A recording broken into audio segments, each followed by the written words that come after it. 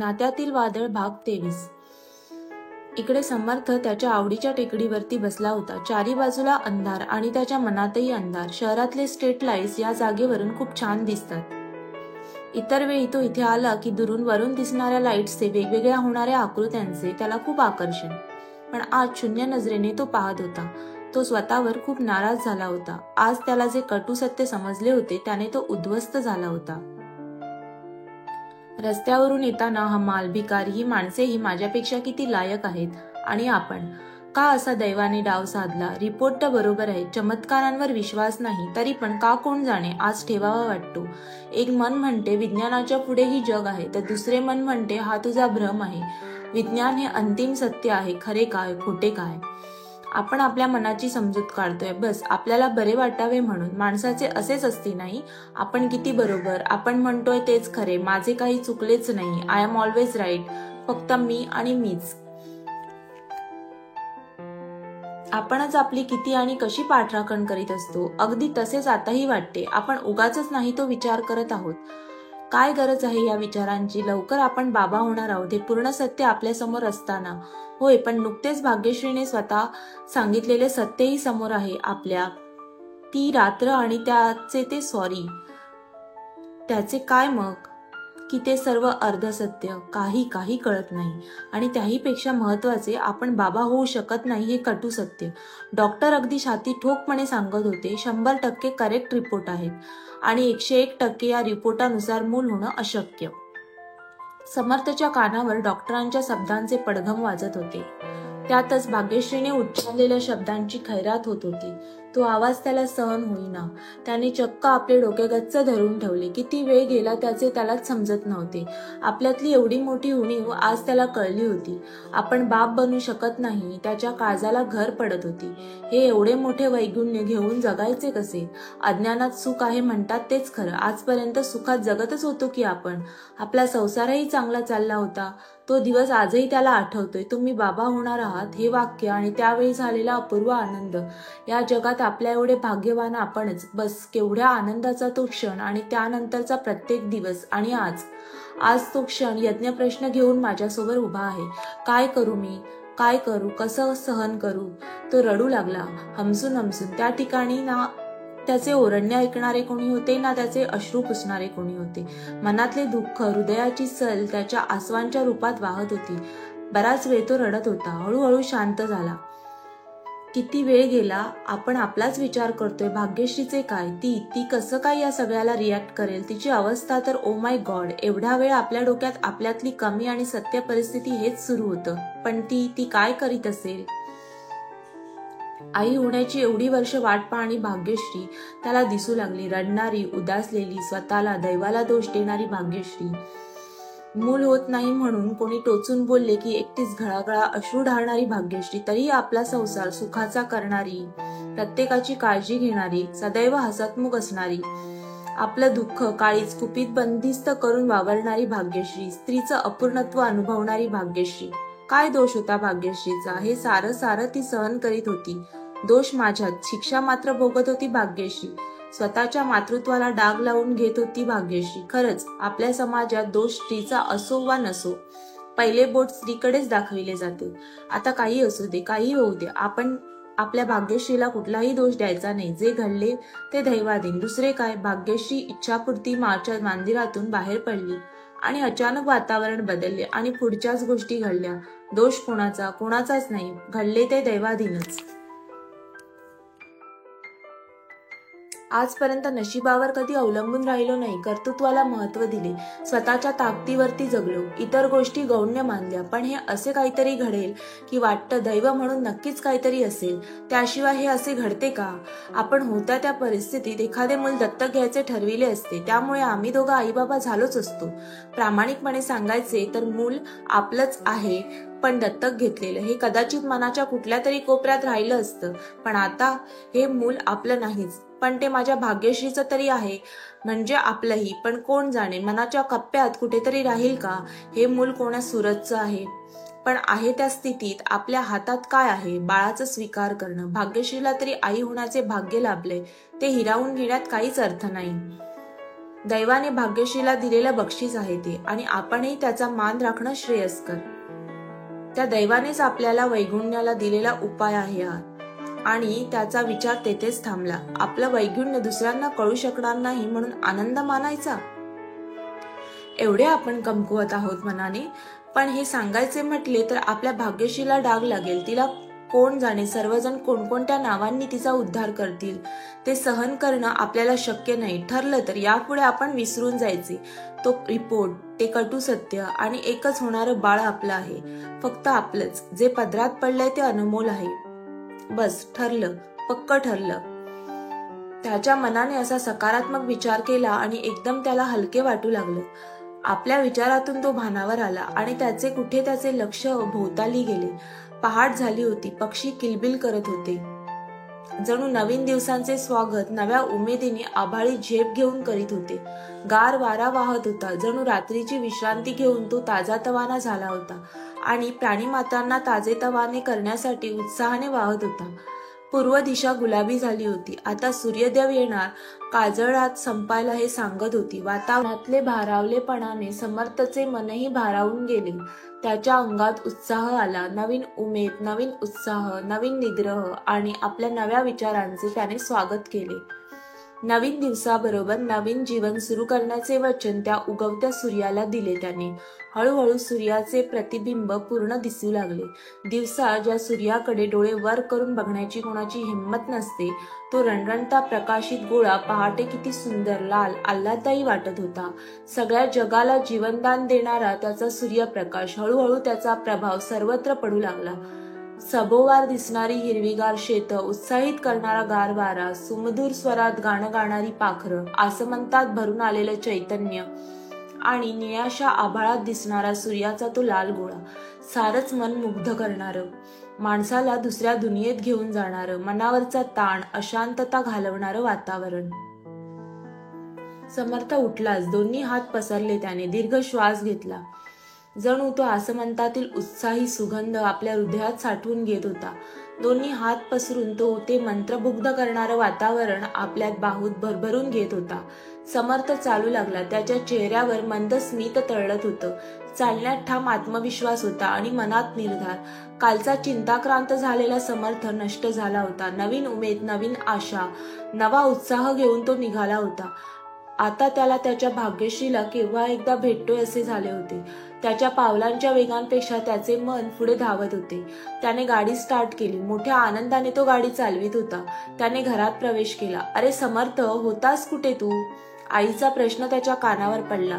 त्याने उत्तर देण्यासाठी तोंड उघडले तोच उषाबाई पुढे म्हणाल्या, अभिनंदन, बाबा झालास तू. अरे बाळ एवढा गोड आहे, काय सांगू तुला. काल आमची केवढी पळापळ झाली. आयत्या वेळी तू मात्र बेपत्ता.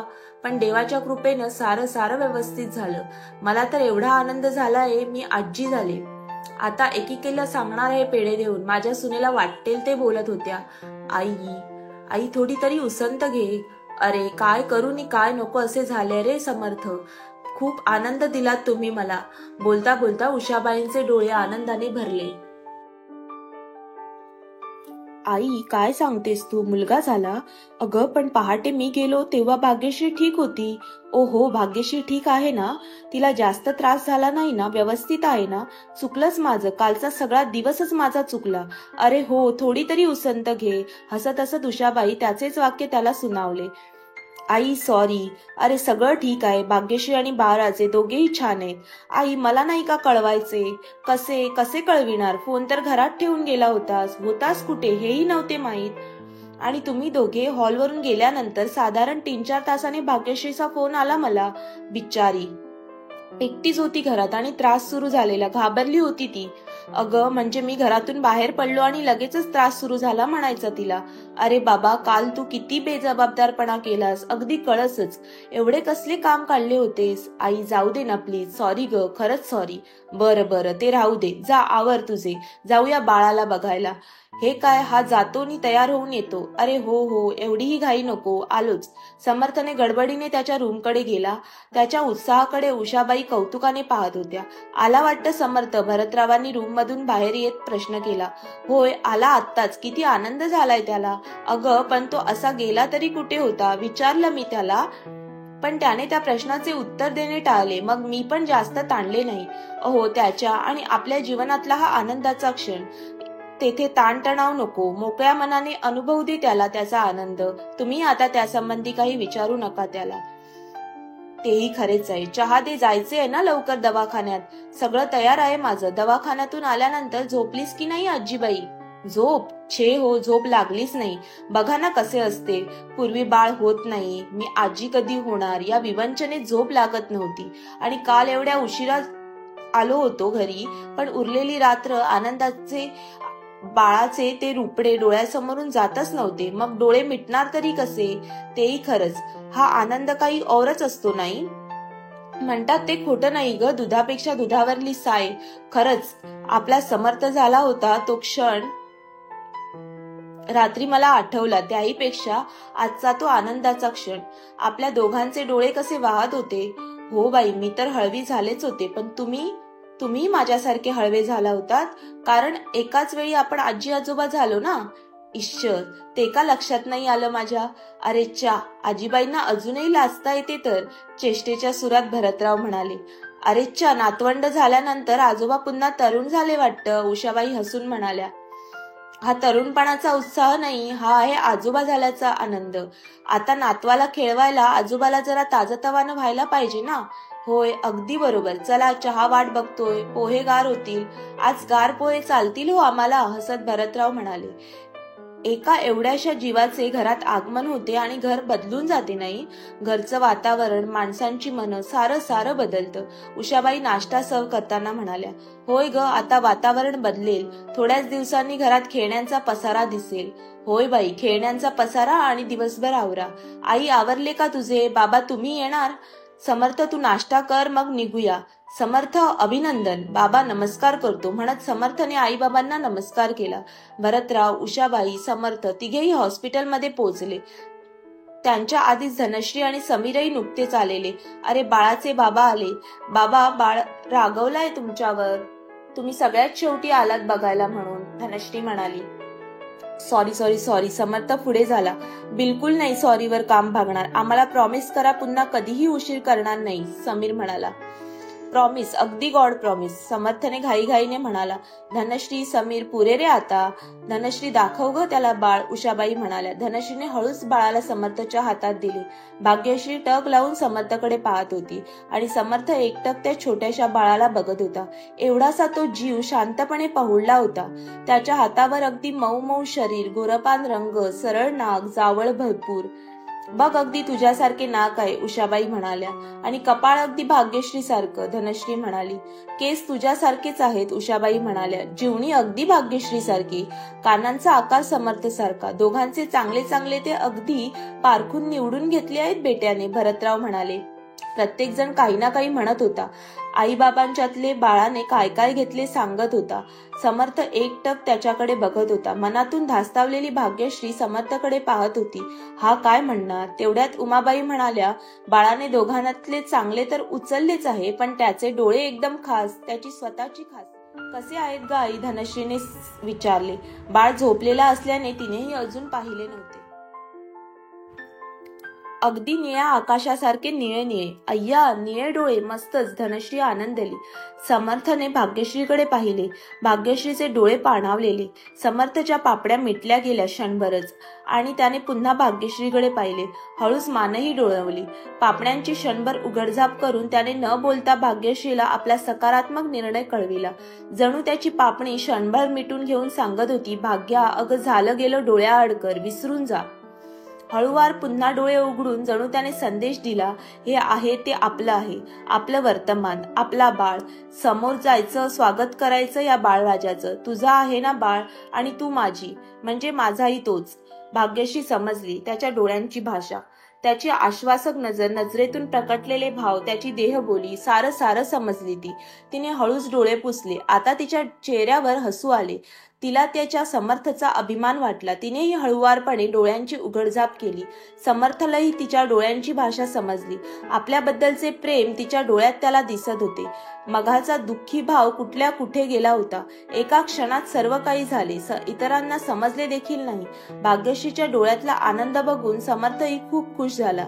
या क्षणी दोघांनाही एकमेकांबद्दल आदर वाढला होता. एकमेकांच्या भावना, विश्वास, प्रेम सगळ्याच भावना समजून घेतल्या गेल्या होत्या. मुळातच दोघं एकमेकांवर जीवापाड प्रेम करीत होते. तेवढ्यात बाळ जागा झाला. आळोखे पिळोखे देत त्याने डोळे उघडले. त्याचे निळे निळे डोळे बघून, खरंच की डोळे अगदी निळे आहेत, धनश्री म्हणाले. किती छान दिसतात, समीर म्हणाला. अरे तू काहीच बोलला नाहीस डोळे बघून, समीर म्हणाला. खरे म्हणजे माझ्याकडे शब्दच नाहीयेत माझ्या भावना मांडायला. खूप गोड आहे रे हा, समर्थ आनंदून म्हणाला. ही सगळी कृपा त्या इच्छापूर्ती माची आहे. बाळाच्या वाढदिवसाआधी नवस फेडायला पाहिजे, उषाबाई श्रद्धेने म्हणाल्या. जरूर जाऊ आपण, पण नदीतून नाही लांब पडले तरी चालेल, रस्त्याने गाडीने जाऊस, हसत समर्थ म्हणाला. आणि सगळेच हसले. बाळाचे छानसे नाव शोधायचे, धनश्री म्हणाली. त्याची आवश्यकता नाही, मी शोधले आहे. सांग सांग, काय नाव शोधले आहेस, उषाबाईंनी उत्सुकतेने विचारले. बाळासह भाग्यश्रीच्या जवळ गेला समर्थ. भाग्या, या गोड बाळासाठी बोल ना, काय नाव ठरविले आहे, भाग्यश्रीने विचारले. आदित्य, समर्थने नाव सांगितले. आदित्य. सगळ्यांच्या तोंडून पुन्हा ते उच्चारले गेले. होय, आदित्य. निळाभोर आकाशात तळपणारा तो सूर्य, साऱ्या जगाला जीवनदान देणारा सूर्य, तसाच हा आपला आदित्य. सूर्याच्या अनेक नावांपैकी एक. आपल्या घराला, आपल्याला संजीवनी देणारा. त्या सूरजसारखा म्हणजे सूर्यासारखा तेजस्वी होऊ दे. यशाने, कीर्तीने आणि कर्तृत्वाने त्याचे नाव सर्वत्र तळपू दे. आई इच्छापूर्ती माचा आशीर्वाद आहे ना हा आपल्या सर्वांची इच्छा पूर्ण करेल. त्याच्या डोळ्यातच आकाशाची निळाई आहे, निळ्या सागराचा अथांगपणा आहे. त्याला आपण खूप प्रेम देऊ, मोठा करू. समर्थ बोलायचा थांबला. भाग्यश्रीने हळूच एकदा आपल्या डोळ्यांवरून हात फिरविला. आनंदअश्रूही कसे धुवाधार येत होते. थोड्या वेळापूर्वी साशंकतेने अश्रू येत होते तिच्या डोळ्यात. आता ती आनंदली होती, मोहरली होती, मातृत्वाने बहरली होती, समाधानाने तृप्त झाली होती. ती वात्सल्याने आपल्या बाळाकडे पाहत होती. नाव छान शोधलंस आदित्य, माझा आदू, उषाबाई आनंदाने म्हणाल्या. भाग्यश्रीच्या मनात समर्थबद्दल नितांत प्रेम होतेच, पण या क्षणी तिला तो डोंगरासारखा धीट, आभाळा एवढा मोठा आणि सागरा एवढा प्रेमळ वाटला. ती आदराने, प्रेमाने तिच्या या नव्या रूपातल्या समर्थकडे पाहत होती. समर्थही भाग्यश्रीकडे पाहत होता. सगळ्यांच्या नजरा आदित्यवर खेळल्या होत्या. प्रत्येकाच्या चेहऱ्यावर आनंद, समाधान, उत्साह दिसत होता. समर्थ भाग्यश्री जवळ गेला. हळुवारपणे त्याने तिच्या डोक्यावरून हात फिरविला. भाग्यश्रीचे होठ हळूच पुटपुटले. थँक्यू. समर्थने तिच्या ओठांवर आपले ओठ ठेवले आणि हळूच पुटपुटला. हे काही बोलू नकोस. धनश्रीने बाळाला समर्थच्या हातात दिले. भाग्यश्री, आई, समर्थ, बाबा कौतुकाने आपल्या बाळाकडे पाहत होते आणि त्यांचा आदित्य शांतपणे आपल्या बाबांच्या हाती झोपी गेला होता. श्रोते हो, अशा प्रकारे नात्यातील वादळ या कथेची सांगता करत आहोत. धन्यवाद. श्रोते हो, या कथेचा पुढचा भाग पाहण्यासाठी खाली दिलेल्या लिंकवर क्लिक करा. इथे तुम्हाला पुढचा भाग मिळून जाईल. तसेच चॅनलवर नवीन असाल तर लोगोवर क्लिक करून चॅनलला सबस्क्राईब करा आणि पुढील व्हिडिओचे नोटिफिकेशन त्वरित मिळवण्यासाठी बेल बटन ऑन करा.